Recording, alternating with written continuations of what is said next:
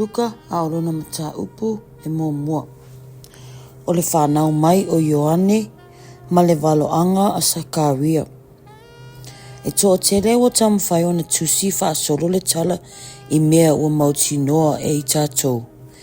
E whape o na tuina mai e te tātou e I lātou na mata ai, ma au na ai le upu talu le matanga. O le mea lea ua o manatu ai, ona ua o matua su I mea uma lava talu le matanga. O te Tusi whaasolo ia te oele ali ie, te o filo, ina e sila fia le wha maoni o ia tala ua o inai oe. O ona pō he rota le tupo I utaia, sa iai le tasi whai taulanga e ngoa ia Sakaria, sa I le vasinga o avia, o lan avā foi o lo sa Arona, e ngoa ia Elisabeta, sa mea tonuila ua I lumo le tua, o sa vavali polo inga matula fono uma le alii, e le matau le angaina.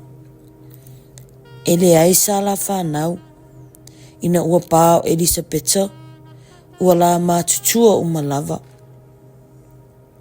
Ua whaia e ia le whaiva o le whaitaulanga I luma o le atua, e awa I lona vasinga, pei o le tū o whaitaulanga, o lona tofi e ulu le malu o le alii, e whaamua I mea manongi. Ua tatalo fo I whafole moto tangata uma, I le itu aso e mua I mea manongi. Ona whaali lea ia te ia le angelu o le alii. O lo o tū I le itu tamatau o le whata e mua I mea manongi. Ua I loa e Sakaria, ona atu atu vale ai lea. Ua o ia te ia le matau. O whaapea mai le angelu ia te ia. Sakaria e, awa e te matau. Awa whaafongo ina lau tatalo. E whanau lau awao Elisabeta so atali. E te whaingoa ia te ia o Ioane. E ia te oile fia mali oli. E to o tele fo ia fia ilo na whanau mai. Awa e sili o ia iluma o le ali.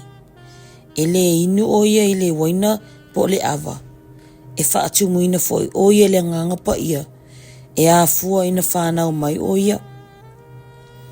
E whaari liu e ia le whanau ngai Saraelu e to o tele le alii lo la toa tua. E mua atu o ia iona luma ma le loto e lia ma lona wha malosi. E whaari liu e ia loto ma atua I le whanau. E whaari liu fo ia e ua whaalongo ngata I le poto o e a mea tonu. E sa unile nu ue whaatatau ina mo le ali. Ona whai atu leo Sakaria le angelu. Pewa pe ona o iloa le mea ni. Awa ua o toia ina. O la au a wafoi ua lo matua ia. Ua tali mai le angelu a whaapea mai a te ia. O a ua ka perielu.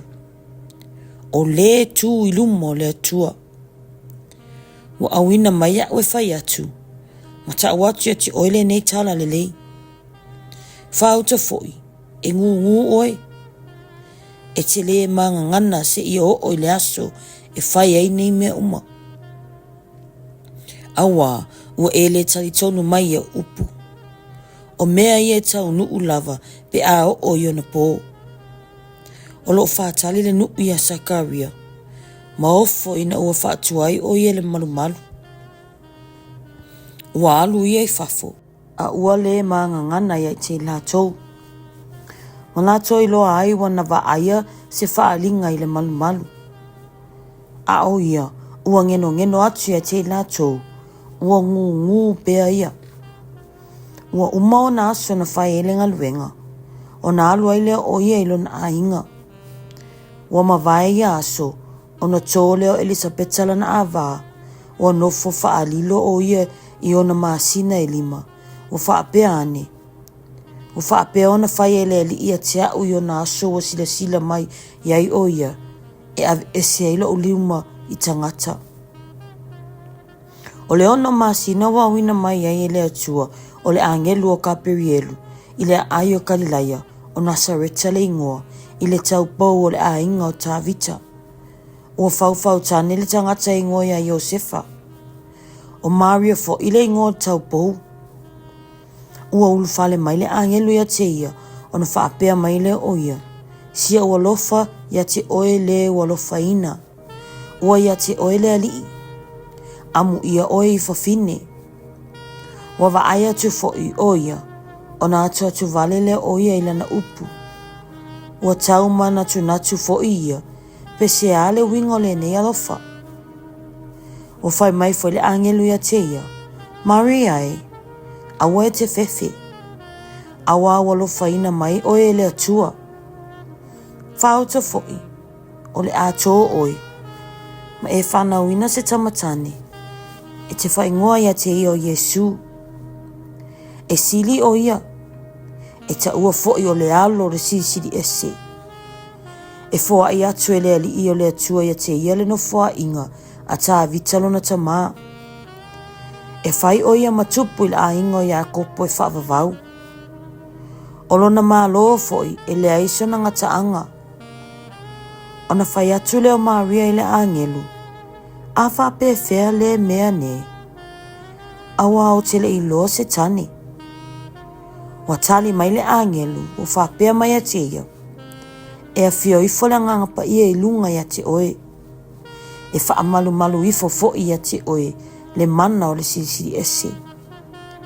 O le mea lea e ta ua ai le taumapa ia o le alo le atua.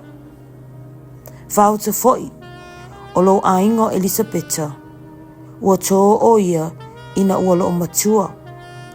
O le tamatane fo ilana tama.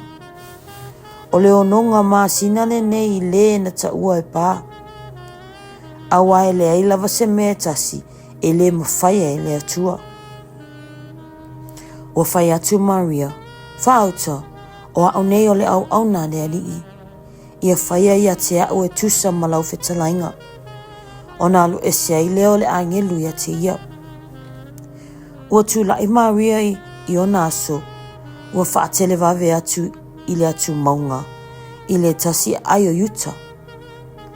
Ua ulu atu fo i o ia le whale o Sakaria. Ma alofa atu ia Elisabeta. O whalonga mai Elisabeta i le alofa o Maria. O na oso ai leo le tama i lona manava. O whaatumuina fo i Elisabeta i le anganga pa ia. Ua alanga ia o leo tele. Ua whaapea mai. Amu ia oe i whawhine. Amu ia fo i le a whanau mai a te oe.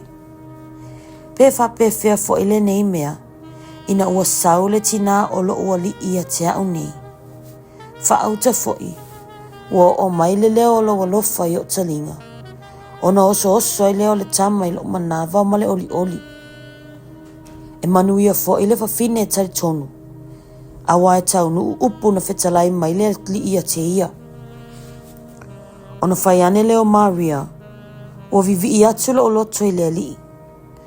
Ua fia lava lo loto i le atu o lo whaola. Ina ua sila mai o ia ilana au na whine o whaamawala loina. Awa e a mata mai nei o na whaamanuia mai a te au o tupulanga uma. Awa o le e ona le mana. Ua whaia e ia mel sili moa au. E pa ia fo ilona suafa. O lona alofa fo i e matatao ia te au. E au tupulanga lava lea.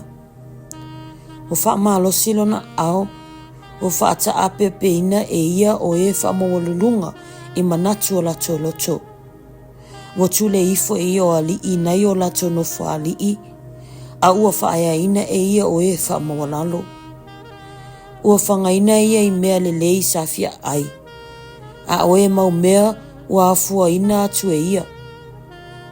Ua whesosoani ia i lana au no Israelu.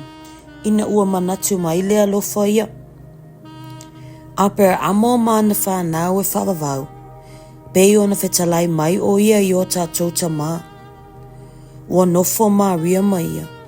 Pe tolu masina. O na fo ia i lea o ia i lona ainga. Ua o le masina o Elisabeta e whanau ai. O na whanau lea e ia o le tamatane. O whaalongo e wala tōtua oi. a toa malona ainga ua lofa tele mai lea li ia te ia. Ona oli ai lea oi la tau whaatasi mai ia. Ua o oi lea sovalu. Ona o mai lea oi la tau e peritome ai le tama. O le awhai ngoa e la tau ia te ia le ngoa o lona tama o Sakaria. Ona whai atu lea o lona tina u whapea atu awa. E ngoa lava ia o Ioane. Ona la tau whai mai lea ia te ia. E lea ise tasi oro ainga e ngoa i lea ngoa. O la tau ngeno atu i lona tama. Pe se alo na loto i sona i ngoa. Ona whai ane lea o ia se papa Tusi e au mai. Ona Tusi ai lea e ia o whaapea o Ioane lona i ngoa. Ona la tau ofa o mai lea. Ona matala loa lea o lona leo ma lona laulau whaiva. Ona tau tala leo o ia ma whawhetai lea tua. Ua o atu le matau i e ua la tau tua o i uma. Ua so ofo i le atu maunga uma o Utaia i le tala i nei mea uma. O i la tau uma na whaalongo ai ua mawhauwhau iai. Ua whapea ane. Pe e iu i na whapea whele nā tama. Ua ia te ia fo i le a ao le ali. O whaatumu ina Sakaria lona tamai le nganga Paia. Ona perefetai lea oia o whapeane. Whawhetai lea li lea tua Israelu. Ina ua asiasi mai oia. Ma tongi ola ina lona nuu. Ma ua whaatu ina le nifo o le ola tanga mo i tātou. Le a inga ola na au nau tā vita. Whapei ona whetalai mai e ia. I fofonga o ana perefeta Paia. Talu mai ana mua. Olo tātou o la tanga lava lea ie o whai tātou mawhili. Ma lima o e ta mai uma lava ia te tātou. I lona lofai o tātou ta mā. Ma lona manatu mai lana whianga inga Paia. Le tautonga na ia tātou ai a apera amolo tātou ta mā. E fua e mai ina ia lave ina i tātou mai lima o e ta mai. Tātou te le whiwhiwhi ai. Ai au na ia te ia ma le Paia. Ma le ami o tonu. I ona numa i aso umolo tātou wola. O oe fo i le tama, e ta ua oe o le perifeta le siri ese. Awa e te mua atu i lumo le alii, e sa uni o nala. E whailo atu le ola tanga i lona nuu, i le whaamangalo ina o ala toanga sala. Ona ua muti vale le alofa o lo tātou atua. Ua asiasi mai ai le malamalama mai lunga. E wha malama ai ie no nofo i le pōri uli, ma le ata o le oti. E tai i o tātou vai le ala o le manuia. Ua tupu le tama, ma ua maalosino na loto. Sai le vao o ia, o le aso na whaalia ai o ia i Israelu. Luka o lona mtau poe lua. O le polo inga au kuso, o le whanau mai o Yesu. O aso lava ia nao o mai ele polo inga Kaisara au kuso ia tusia o mai le laulangi. Na whaiale nei ulua i tusi ina o pule kurenio i Suria. Ua o mātu ifo i la tō ia tusia. E taitasi i lana lava a ai. Ua alua e fo i o te wha mai Kalilaia. Mai le a ai o Nasareta. I utaia i le aia tāvita. Ua i ngoia pe te le ema. Awa o le ainga ia ma le ngafa o tāvita. Ia tusia whātasi ma Maria lana awa. Sa whauwhau tane ia te ia. Ua tō o ia. Sa iai la ua. O na o lea i na pō e whanau ai o ia. Ua whanau e ia lana tama o lumatua. Ua ia au ia te ia i le ie. Ma whaata oto ia te ia i le whale bovi. Awa la tō te le ofi le whale e tali ai malo. Sai le vao lea nu leo mamoe. Sana nofo ai ma leo po i lo la tō la fu mamoe. Whauta foi. Ua tiu mai ai te la tō le angelo le li. O pupula whaatali o li o mai foi ai te la tō le pupula o le li. Ua matua whiwhiwhi i la vai la tō. O na whai mai leo le angelo ai te la tō. Awa tō te matata. Awa whauta. O te au mai te o tō le tala. E oli tele i le nuu uma. Awa o le aso nei ua whanau ai le aia tāvita, lo o tō whaola. o le ali ia o Keriso. O le whailonga le nei a te o tau, e loe o tau le tama mea mea, ua au i le ie, o lo o tau i le whale bovi. O na whaafua se ilea o na whaatasi mai, ma le angelu o au mai le langi, e tua tele. Ua vivi i lea tua. Ua whapea ane, o le vi inga i lea tua i mea o pitua lunga, ma le manuia i le lalolangi. O le fina ngalo alofa i tangata. Ua o i le langi angelu, sai ai la tō. O na whetau talatala i ai leo maa moe. I nā tātou o ia i pētere ema. Tātou te wawa ai le nei mea o whaia. O whai loa mai ai te tātou e le li. O la tō whaataali se atu. O na maua leo maa ria, ma Iosefa, ma le tama mea o ta oto i le whale povi. O la tō i loa. O na la tō whai loa ai lea o le upu na ta ua mai ai te i la tō. I lea tama. O i la tō uma e na whaalongo ai. Ua ofo i la tō i mea o ta ua mai e te i la tō. E leo maa moe. A o Maria, ua ta ofi ia upu uma. Ua mawhau ai lona loto. O na fo mai leo maa moe. O vivi ima whaftai lea tua. O na o mea uma wa la tō whaalongo ai. Ma wa ai i ai. Pei o na ta ua mai e te i la tō. Ua o i le aso valu e berto mea i le tama. O na whaingoa i nei leo o ia o Yesu. Na whaingoa ai e le angelu. A o le i le manawa o lona tina. Wa ato na aso le whaama ino ia. E tusa ma le tula fono mosi. O na la au mai lea te e Yerusalema. E tu ua tua i luma o le li. Pei o na Tusi e le tula fono le li. O tamatane ulu matua uma. E ta ua la tō e pa ia mo le li. E a watu fo i le taulanga, pe ona whai mai e le tula fono le li. O le ulunga mantangi, po tama i lupe e lua fua. Whauta foi, sa Yerusalema le tangata i ngoia Simeona. O le tangata a meo tonu o ia, ma le matao i le tua. Sa whaataitari atu o ia i le whaama whanawhana ino Israelu. Ua ilunga ia te ia le nganga pa ia. Ua iloa ia i le nganga pa ia. I le o ia te ia le o tise ia mua i loa atu. Le Keriso le ali. O le nganga ua aluai o ia i le malu. Ua au mai le tama o Yesu. E ona mātua. Ia la whaia ia te ia whapei ona tatau i tula fono. Ona sa paia lea e ia o iona lima. Ua whawhetai atu i le atua ua whapea atu. Le li ie. E te tu ina atu nei lau au na ia alu. Ma le manuia pei o lau a fionga. A wawa i loa e o mata le whaoletanga mai ati oe. Wa e saunia i luma o nuu o malava. O le malama e wha malama i nu ese. Ma le mamalu o lo nuu o Israelu. O ofo lava Iosefa malona tina i mea o ta ua ia te ia. O wha manuia atu si meona ia te ila ua. O whai atu fo i a Maria lona tina, wha auta, o atu ula tama nei, e pa uai, ma toi tutu ai tangata e toa tele o Israelu. E whai fo i mawhai longa e wha leanga ina. E tu ia fo i lo lava loto i a ati le pelu. Ina ia wha alia mai ai manatu o loto i tangata e toa tele. Sa ia ele perfeta o fine o ana.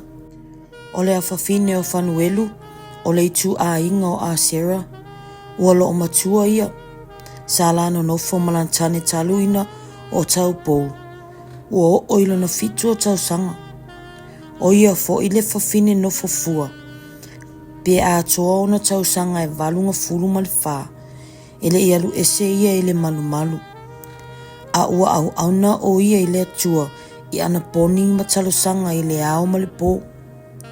O le alava i tu aso, o sawai o ia, o whawhetai atu i le alii, ma tautala ia te ia i tangata umalava, e na whaatali atu i le tongiola i Yerusalema.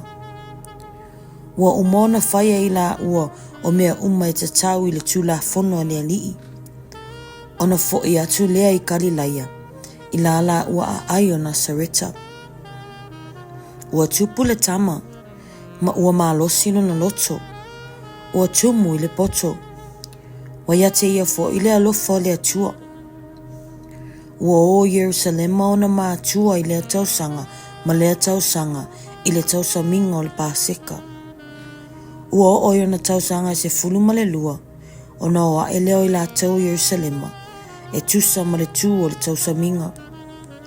Ua ma vai o naso ona fo i mai leo i la ua a ua nofo le tamo Yesu Yerusalema a ele i loa i o se famalona tina. Fate i la ua o ile au malanga o ia. Wa la po tasi le ala. Ona la sa ilile ia te ia i lola ainga.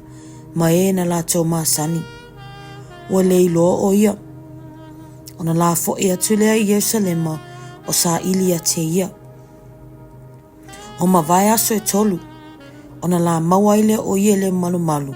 O nofo i te tono le awa awao. O lo o whalongolongo ia te ila tau. Ma tau fesili ia te ila tau. Wa matua ofo malava e na whaalongo ia te ia ilo na poto ma na upo e tali. Wa la ofo ina wailoa atu o ia ila ua. Ona whai ane leo na tina ia te ia. La o tā mai. Se ane mea o whapea mai iai ia te ima ua. Whauta o ima ua malota masa ili lava ia te oe maliti ngā. Ona whai atu leo o ia te ila ua. Sea ele mea na o lua sa ili mai ia te au. Lua tele i loa ea e tatau ona o ile whale o lo tamaa. A ua le langona i la ua le upua whai mai ai o ia te ila ua. Wala tau o ifo mai la ua o i Nasareta. Ua ana o ia te ila ua. A olona tina ua ta ofi ia mea umailo na loto. Ua tupu le poto ma le tino Yesu. Walo fangia o ia le atua.